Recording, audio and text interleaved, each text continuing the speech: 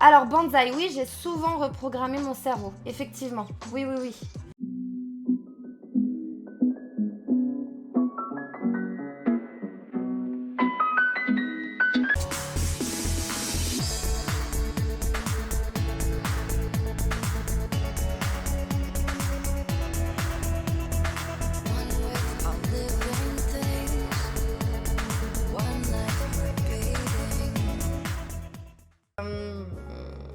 Non, aucun extrême, je suis de nature positive avec une capacité à compartimenter, une tendance aussi de je m'en foutisme.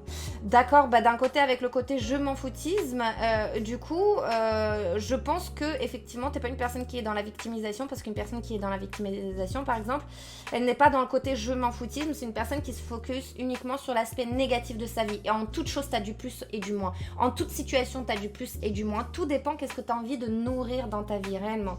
Rare, je voulais dire quand on te donne que du négatif et que d'un coup on te donne un positif, eh bien ton cerveau se dirige sur ce positif, qu'il soit vrai ou faux.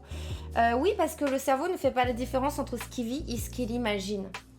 Donc du coup, il se formate un petit peu avec ce que tu lui donnes à manger, à ce que tu lui donnes à nourrir, les séries que tu regardes, quelles émotions ça te crée. Si c'est à petite dose, ça va, mais si admettons tu te dis allez je vais me taper 8 saisons d'une série ou d'horreur ou ce que tu veux, tu vas générer de la haine, de la colère, de la peur, etc.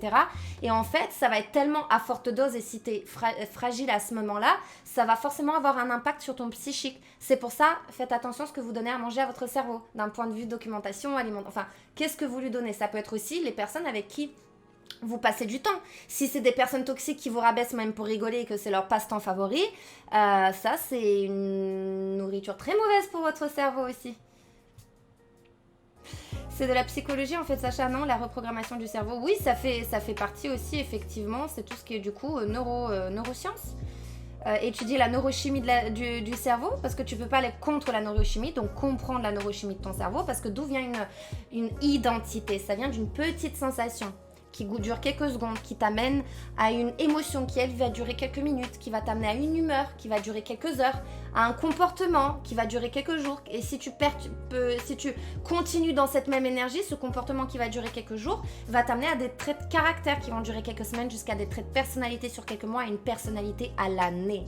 Donc du coup, c'est pour ça que c'est important. Moi, j'ai utilisé l'outil de la gratitude. Parce que l'outil de la gratitude, qu'est-ce qui se passe en moi? Si, admettons, je suis pas mal et mon cerveau, admettons, moi, par exemple, je suis restée pendant des années avec une personne toxique qui m'apportait pas des belles vibes. Donc, du coup, je donnais à manger que de la merde à mon cerveau, entre guillemets. C'était que du bad mood.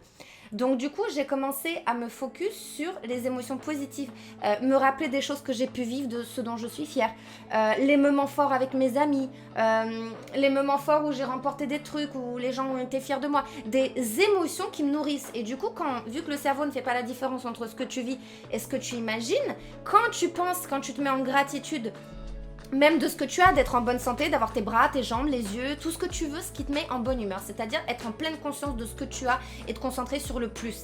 Et l'outil de la gratitude, ça te crée comme des petits papillons dans le ventre et du coup, ça crée cette petite sensation qui va t'amener à une petite émotion. Mais c'est émotion, après du coup, émotion, humeur, comportement, trait de caractère, trait de personnalité, identité. Et le truc, c'est que si tu travailles ça en mode vraiment répétitif, c'est sûr que si tu le fais 2 fois et tu dis bah non mais je comprends pas, je pense toujours négatif, c'est comme si quelqu'un qui veut avoir des abdos en béton fait 2 séances d'abdos et après il dit bah non mais c'est pas pour moi les abdos, j'ai toujours pas d'abdos. Ça demande de l'entraînement comme n'importe quelle discipline.